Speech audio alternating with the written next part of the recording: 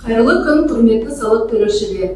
Шығыс Қазақстан облысы бойынша Мемлекеттік кірістер департаменті түбіртекті талап ет, жүлдені ұтып ал акциясы бойынша ұтыс төлемдеріне өзгерістер енгізілгенін жайлы хабарлайды.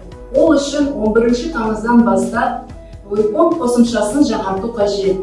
Телефон теңгеріміне 200-ден 5000 теңгеге дейінгі ұтыстың орнына енді сіздер чектің жалпы сомасынан 1%-дан 20%-ға дейінгі соманы ұтып аласыздар.